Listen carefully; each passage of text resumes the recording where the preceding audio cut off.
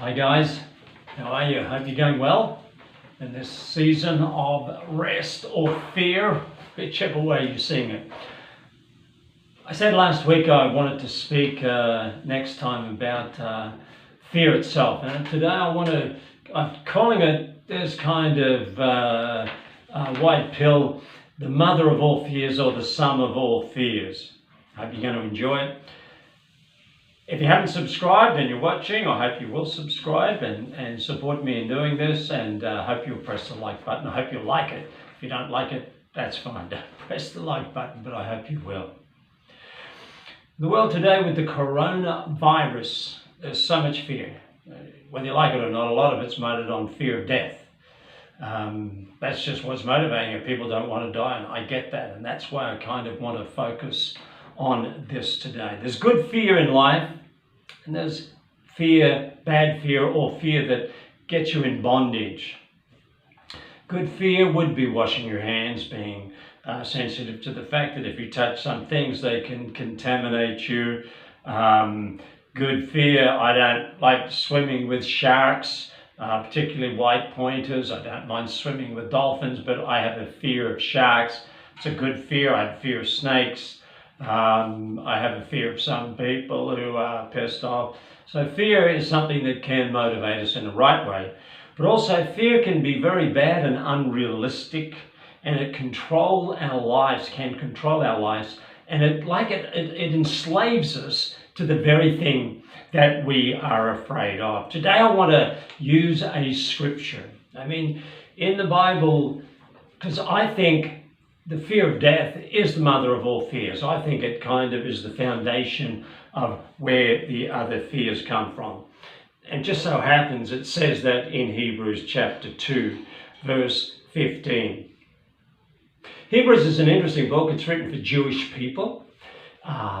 It's written with their colloquials, the kind of things that are used in it, the high priest, and some of the analogies and the metaphors that are used. It'd be like me, when I'm in Aussie, I could use the expression, it's raining cats and dogs, but I can't do that here because they'll just think I'm crazy, where's the dogs, where's the cats?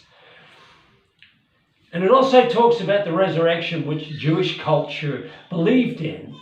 But actually they saw it happening at the end of everything. And what Jesus did when he was resurrected, you might believe it, you might not, but there's a lot of people that saw him, and I've talked about that before in previous talks I've given.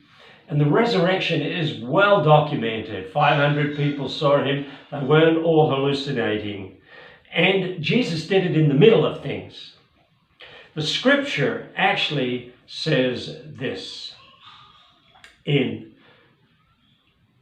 It says that Jesus freed those through his death who all their lives were held in slavery by their fear of death. I think it's something to acknowledge at the moment. I'm not saying it won't be there. When somebody says, don't be scared, well, that's easy. But, we need to displace fear. We need something in there, not just to be told, don't be scared. And that's the way we overcome fear, is by displacing it with other things that give us strength. I think it is the mother of all fears. And I think at the moment that's what we're seeing, a reaction to. Jesus has overcome fear. And it's one of the things he did through his death. The keys of hell and death are with him, it says in Revelations, the book about end times or the coming of Christ again. It's interesting how death and the fear of death can wake us up. Talking to a guy in the gym just 3 days ago, and his brother, he was telling me how they did tough love on him. I think that's still an expression today. If your kids are naughty, don't cater to them, deal with them. Even if it hurts you and hurts them, and you've got to be tough. Discipline is tough, but it helps mold and shape character. And what happened was, his brother was doing well now, but he had to put him out. And I asked him a question. I said, what was the event that transformed him? He's now successful. He gives to the poor. He's, very, very, a guy people would look up to. And he said, he nearly died. He nearly died. And it just He said, God, if you stop me from dying now, he had AIDS and he had Hep C, which can kill you. And if you stop me from dying now, I'm going to change my life. And he did. So be aware of this season.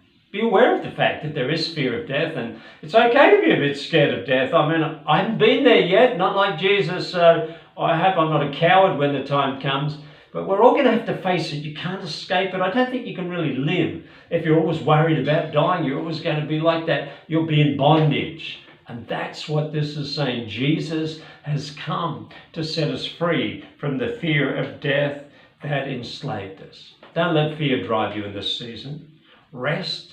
Enjoy it. It's actually good. There's no pollution around Manila. You can actually see the mountains. And so there are good things coming out of it. Yes, there's suffering coming out of it too. I'm not disputing that. But let's appreciate what we have and live one day at a time. God bless you. Take care.